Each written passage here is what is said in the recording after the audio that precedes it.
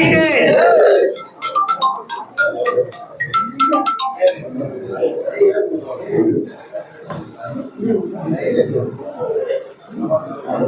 ಈ ವೇದಿಕೆ ಮೇಲೆ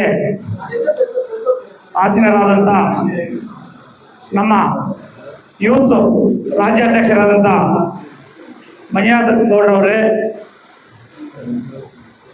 ಉಪಾಧ್ಯಕ್ಷರಾದಂಥ ದಿವ್ಯಾ ಮೇಡಮ್ ಅವರೇ, ನಮ್ಮ ಪಕ್ಕದ ತಾಲೂಕು ನಮ್ಮ ನಂಜೇಗೌಡನವರ ಸುಪುತ್ರರಾದಂಥ ಸುನೀಲ್ ಗೌಡವರೇ, ಇನ್ನೂ ಅನೇಕ ಮುಖಂಡರಿದ್ದಾರೆ. ಈಗ ಎಲ್ಲ ಹೆಸರುಗಳು ನಮ್ಮ ಪರವಾಗಿ ಎಲ್ಲ ಇವರೇ ಹೇಳ್ಬಿಟ್ರು, ನಮ್ಮ ಜಗ್ಗುಲ್ಲನೆ. ಅದಕ್ಕೋಸ್ಕರ ಖಂಡಿತ ಭಾವಿಸ್ಬೇಡಿ, ಎಲ್ಲ ಹೆಸರುಗಳು ಹೇಳ್ಕೊಂಡಿದ್ದೆ.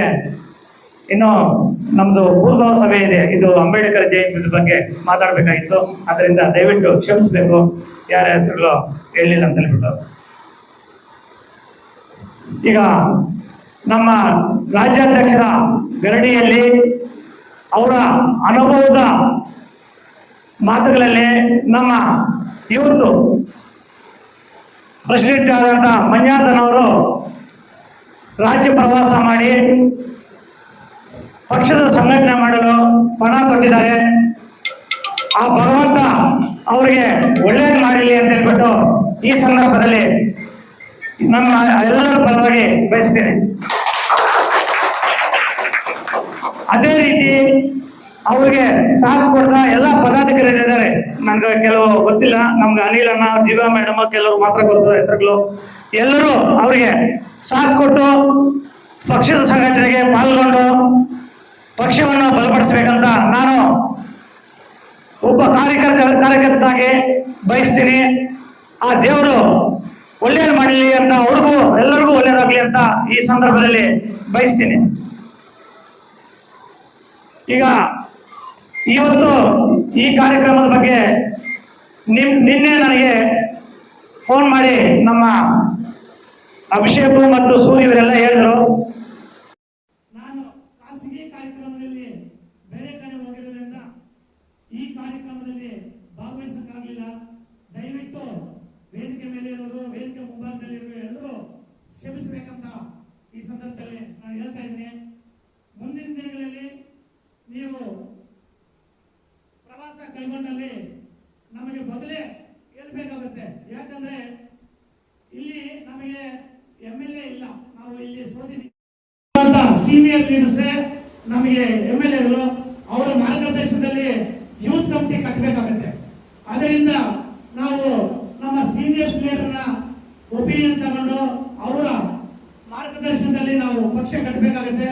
ಅದರಿಂದ ಅವ್ರನ್ನ ಒಗ್ಗೂಡಿಸಿ ನಿಮ್ಮ ಕಾರ್ಯಕ್ರಮಕ್ಕೆ ಇವತ್ತು ನಾವು ಸಾಥ್ ಕೊಡಕ್ಕಾಗಲಿಲ್ಲ, ದಯವಿಟ್ಟು ಕ್ಷಮಿಸಬೇಕು. ಎಲ್ಲ ಯೂತ್ಸ್ಗೆ ನಾನು ಹೇಳಿದೆ, ಹೋಗಿ ಇವತ್ತು ಅವರಿಗೆ ಸಪೋರ್ಟ್ ಮಾಡಿ ಮುಂದಿನ ದಿನಗಳಲ್ಲಿ ನಾನು ಬಂದು ಭಾಗವಹಿಸ್ತೀನಿ ಅಂತ. ದಯವಿಟ್ಟು ಈ ವಿಷಯದಲ್ಲಿ ಖಂಡಿತ ಭಾವಿಸಬೇಡಿ. ನೀವು ಯಾವುದೇ ದಿನಾಂಕ ಕೊಟ್ಟರು ಮುಂಚಿತವಾಗಿ, ನಮ್ಮ ಕನಿಷ್ಠ ಒಂದು ವಾರ ಆದರೂ ಮುಂಚಿತವಾಗಿ ನಮಗೆ ದಿನಾಂಕ ನಿಗದಿಪಡಿಸಬೇಕಾಗುತ್ತೆ. ಯಾಕಂದ್ರೆ ನಾವು ಯಾವುದೇ ಒಂದು ಕಾರ್ಯಕ್ರಮ ಮಾಡಬೇಕಾದ್ರೆ ಆ ಕಾರ್ಯಕ್ರಮವನ್ನು ಯಶಸ್ವಿಗೊಳಿಸಬೇಕಾದ್ರೆ ಒಂದು ಪೂರ್ವ ಸಭೆಯನ್ನು ಮಾಡಬೇಕಾಗುತ್ತೆ. ಯಾಕಂದ್ರೆ ಎಲ್ಲ ಒಪಿನಿಯನ್ ನಾವು ತಗೋಬೇಕಾಗುತ್ತೆ. ಅದರಿಂದ ನಾವು ದಯವಿಟ್ಟು ಖಂಡಿತ ಭಾವಿಸಬೇಡಿ. ಮುಂದಿನ ದಿನಗಳಲ್ಲಿ ನಮ್ಮ ತಾಲೂಕಲ್ಲಿ ನೀವೇನಾದರೂ ಪ್ರವಾಸ ಕೈಗೊಂಡಲ್ಲಿ ನೀವು ಮತ್ತು ನಿಮ್ಮ ಟೀಮು ಯಾರೇ ಆಗಿರ್ಬೋದು ಪ್ರವಾಸ ಕೈಗೊಂಡಲ್ಲಿ ಮುಂಚಿತವಾಗಿ ಹೇಳಿದ್ರೆ ನಮ್ಮ ಎಲ್ಲಾ ರೀತಿಯ ಸಹಕಾರ ಕೂಡ ನಿಮ್ಗೆ ಇರುತ್ತೆ ಅಂತ ಹೇಳ್ಬಿಟ್ಟು ಈ ಸಂದರ್ಭದಲ್ಲಿ ಹೇಳ್ತಾ ಇದ್ದೀನಿ. ಅದೇ ರೀತಿ ಈಗ ನಮ್ಮ ರಾಜ್ಯಾಧ್ಯಕ್ಷರಾದಂಥ DK ಶಿವಕುಮಾರಣ್ಣ ಅವರ ಮಾರ್ಗದರ್ಶನದಲ್ಲಿ, ನಮ್ಮ ಸಿದ್ದರಾಮಯ್ಯ ಅವರ ಮಾರ್ಗದರ್ಶನದಲ್ಲಿ ನೀವು ಪಕ್ಷ ಅವರು ಯಾವ ರೀತಿ ಕಟ್ಟಿದ್ದಾರೆ, ಅವರು ಯಾವ ರೀತಿ ಕಾರ್ಯಕ್ರಮಗಳು ಮಾಡಿಕೊಂಡಿದ್ದಾರೆ ಅಂತ ನಮಗಿಂತೂ ನಿಮಗೆ ಇನ್ನೂ ಚೆನ್ನಾಗಿ ಗೊತ್ತಿದೆ. ಅವರು ನನಗೆ ಗೊತ್ತಿದ್ದಂಗೆ ವಾರಕ್ಕೆ 1 ಪ್ರೋಗ್ರಾಮ್, 2 ಪ್ರೋಗ್ರಾಮ್, 3 ಪ್ರೋಗ್ರಾಮ್ ಈ ತರ ಆಗ್ತಾನೆ ಇದ್ದಾರೆ. ಅಂದ್ರೆ ಎಲ್ಲರಿಗೂ ಪ್ರಾತಿನಿಧ್ಯ ಕೊಟ್ಟುಬಿಟ್ಟು, ಈಗ ಎಷ್ಟು ಸೆಲ್ಗಳಿದೆಯೋ ಅಷ್ಟು ಸೆಲ್ಗಳಿಗೂ ಪ್ರಾತಿನಿಧ್ಯ ಕೊಟ್ಟುಬಿಟ್ಟು ಅವರು ಎಲ್ಲ ಕಾರ್ಯಕ್ರಮಗಳನ್ನು ರೂಪಿಸಿ ಎಲ್ಲ ರಾಜ್ಯದಲ್ಲಿ ಇರುವ ಎಲ್ಲರನ್ನೂ ಒಮ್ಮೆದಿಂದ ತಗೊಂಡು ಪಕ್ಷವನ್ನು ಮುನ್ನಡೆಸ್ತಾ ಇದ್ದಾರೆ. ಅದೇ ರೀತಿ ತಾವು ಅವರ ಮಾರ್ಗದರ್ಶನದಲ್ಲಿ ಮುಂದಿನ ದಿನಗಳಲ್ಲಿ ನಿಮ್ಮ ಇರುವ ಇತಿಮಿತಿಯಲ್ಲಿ ನೀವು ಎಲ್ಲರನ್ನು ವಿಶ್ವಾಸಕ್ಕೆ ತಗೊಂಡು ಪಕ್ಷವನ್ನು ಬಲಪಡಿಸಬೇಕಾಗಿ ತಮ್ಮಲ್ಲಿ ವಿನಂತಿಸಿಕೊಳ್ಳುತ್ತೇನೆ. ಅದೇ ರೀತಿ ನಿಮಗೆ ಒಂದು ಕಿವಿಮಾತು ಹೇಳಕ್ಕೆ ಈ ಸಂದರ್ಭದಲ್ಲಿ ಪಕ್ಷದ ದೃಷ್ಟಿಯಿಂದ ಒಂದು ಕಿವಿಮಾತು ಹೇಳಕ್ಕೆ ನಾನು ಇಷ್ಟಪಡ್ತೀನಿ. ತಾವು ಯಾವುದೇ ತಾಲೂಕು ಹೋದ್ರು ಗೆದ್ದಿರೋ MLA ಇರ್ತಾರೆ, ಇಲ್ಲ ಸೋತಿರೋರು ಇರ್ತಾರೆ, ಕನಿಷ್ಠ ಅವರಿಗೆ ಒಂದು ವಾರ ಮುಂಚಿತವಾಗಾದರೂ ತಿಳಿಸಿಬಿಟ್ಟು ಅವರ ವಿಶ್ವಾಸವನ್ನು ಗಳಿಸಿಕೊಂಡ್ರೆ ಒಳ್ಳೇದು. ಯಾಕಂದ್ರೆ ಅವರು ಖಾಸಗಿ ಕಾರ್ಯಕ್ರಮಗಳಲ್ಲಿ ಬೇರೆ ಬೇರೆ ಕಡೆ ಇರ್ತಾರೆ. ಅದರಿಂದ ದಯವಿಟ್ಟು ನೀವು ಒಂದು ವಾರ ಮುಂಚಿತವಾಗಿ ಯಾರನ್ನಾದ್ರೂ ನಿಮ್ಮ ರೆಪ್ರೆಸೆಂಟೇಟಿವ್ ಕಳಿಸಿಬಿಟ್ಟು ಅವರಿಗೆ ವಿಷಯ ತಿಳಿಸಿ ಒಂದು ಪೂರ್ವಸಭೆಯನ್ನು ಮಾಡಿ ತಿರ್ಗಾ ಕಾರ್ಯಕ್ರಮಗಳನ್ನು ರೂಪಿಸಿಕೊಂಡು ಹೋದ್ರೆ ಪಕ್ಷದ ಸಂಘಟನೆಗೆ ಒಳ್ಳೆ ಮಾರ್ಗದರ್ಶನ ಆಗುತ್ತೆ ಅಂತ ಈ ಸಂದರ್ಭದಲ್ಲಿ ಹೇಳಲು ನಾನು ಬಯಸುತ್ತಿದ್ದೆ.